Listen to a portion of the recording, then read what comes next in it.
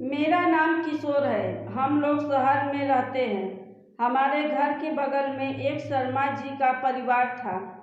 उनकी एक लड़की कुंती थी, जिसकी शादी शर्मा जी के एक गांव में की थी। उनका दामाद विदेश में रहता था। कुंती के घर में कोई काम लगता तो वह मेरी माँ से बोलकर हमें बुला लेती, क्योंकि कुंती हमें भाई मानती थी। मैं भी उसे वही इज्जत देता था। उनकी एक 20 साल की ननद सोनिया थी। सोनिया बहुत ही ज़्यादा सीधी सादी, भोली, लेकिन सुंदरता किसी अप्सरा से कम नहीं थी। मेरी सोनिया से अच्छी पटती थी। सोनिया के साथ बिताए हुए वे पल किसी हसीन सपने से कम नहीं थे। एक दिन कुंती का कॉल आया। वे मेरी मम्मी से बोली, आंटी जी, हमारे यहाँ सबके खेत में पानी चल चुका है, सिर्फ मेरे खेत को छोड़ के, क्योंकि हमारा खेत गांव से दूर जंगल के पास है और ट्यूबवेल से पानी भी रात को मिल रहा है। अगर आप किशोर को भेज देती तो अच्छा होता। मेरी मम्मी ने कहा, ठीक है। अगली सुबह मैं कुंती के घर चला गया। इतने दिन बाद जब मैंने सोनिया को देखा तो दंग रह गया। वे पहले से भी ज़्यादा खूबसूरत हो चुकी थी।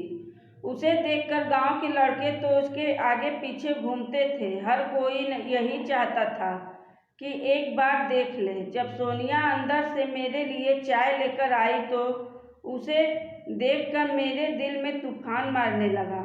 मन में यह ख्याल चलने लगा कि सोनिया अगर मान जाए तो मैं इससे शादी जरूर कर लूँगा। सबकी नज़र से छुपकर मैं उसे आंख मारकर मुस्कुरा दिया। इस पर सोनिया कोई रिएक्ट नहीं किया। उल्टा वह मुझे गुस्से भरी निगाह से देखा और अंदर चली गई। मुझे लगा कि शायद अब उसे कोई और मिल गया होगा। मैं पूरे दिन कोशिश करता रहा, लेकिन उसने कोई भाव नहीं दिया। मैंने भी गुस्से में सोच लिया कि अब ये खुद भी मेरे पास आना चाहे तो मैं इसे दूर कर दूंगा। धीरे धीरे शाम हो गई थी। तभी कुंती के ससुर बोले, सोनिया, तुम भी खेत में किशोर के साथ चली जाना। कुंती के साथ उसने भी हाँ में सर हिला दिया। खाना खाने के बाद कुंती ने कहा, रात के 9 बजने वाले हैं और ठंड भी ज़्यादा है। एक काम करो, तुम दोनों जल्दी से गर्म कपड़े पहन लो, फिर हम लोग चलते हैं। मैंने जल्दी से तैयार होकर अपनी बाइक निकालते हुए आवाज़ दी तो सोनिया अपने बालों को संवारती हुई जैसे ही बाहर निकली, मैं उसे देखता ही रह गया। लेकिन इस बार मैं खुद को समझाया कि अब हम दोनों के बीच कुछ नहीं हो सकता। वे आकर मेरी बाइक पर मुझसे चिपक कर बैठी। फिर कुंती बैठते हुए बोली, चलो। उस समय सोनिया ऐसे तैयार हुई थी जैसे कोई लड़की की शादी में जा रही हो। बाइक चलाते समय कई बार मेरे मन में ख्याल आया कि आज इसे अपने दिल का हाल बता दूंगा। यही सब सोचते हुए हम लोग खेत में पहुंचे। खेत के किनारे एक पीपल का बड़ा पेड़ था। पेड़ के नीचे एक छोटी सी झोपड़ी बनी हुई थी। खेत की रखवाली के लिए मैंने वहीं अपनी बाइक रोककर खड़ी कर दी। मैंने 10 बजे तक ट्यूबवेल से पानी खेत में खोल दिया। हम तीनों साथ में खेत की चारों तरफ घूमने लगे। चांदनी रात थी, 11 बजने वाले थे। दूर दूर तक कोई दिखाई नहीं दे रहा था। खेत घूमते घूमते मैंने कुंती से पूछा, कितने घंटों में पानी चल जाएगा? कुंती ने कहा, 6 से 7 घंटे लगेंगे।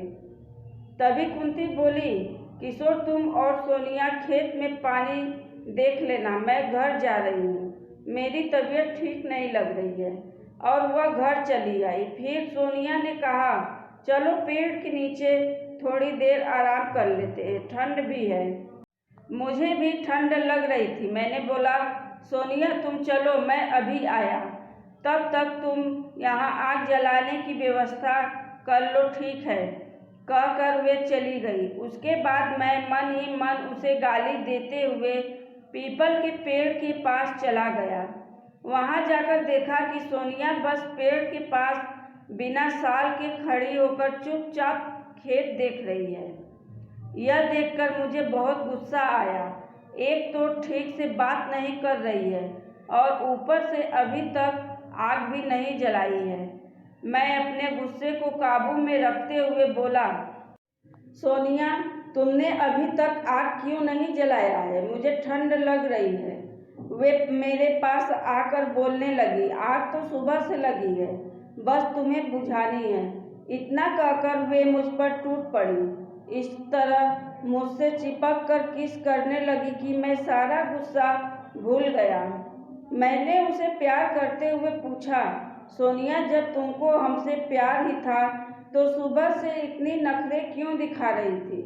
सोनिया धीरे से बोली, अगर मैं नखरे नहीं दिखाती तो तू मुझे घर में ही प्यार करने लगता और मैं सारा मज़ा खराब नहीं करना चाहती थी।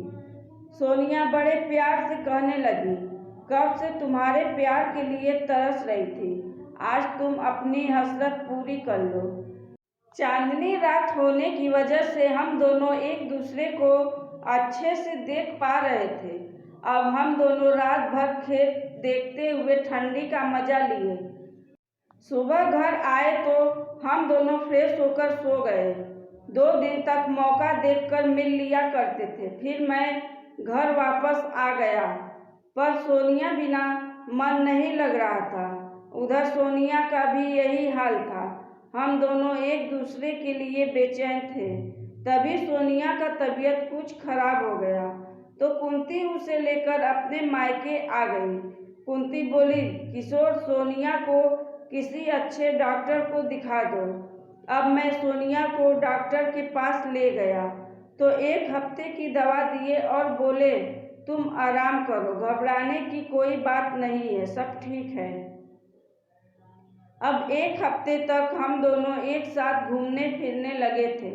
अब 1 हफ्ते बाद मैं सोनिया को लेकर कोर्ट मैरिज के लिए अप्लाई कर दिया। हम दोनों को 1 महीने बाद का डेट मिला। फिर सोनिया अपने घर चली गई। फिर उसी तारीख पर हम दोनों ने शादी कर ली। अब तीनों के घर में खूब कोहराम मच गया। जब कोर्ट का मैरिज सर्टिफिकेट को सब लोगों ने देखा तो शांत हो गए, क्योंकि अब कोई कुछ कर भी नहीं सकता है। अब मैं और सोनिया अपने परिवार के साथ खुशी खुशी रहने लगे। मेरे परिवार वाले सोनिया से बहुत खुश हैं। सोनिया भी मेरे माता पिता को अपने माता पिता की तरह मानती है। धन्यवाद।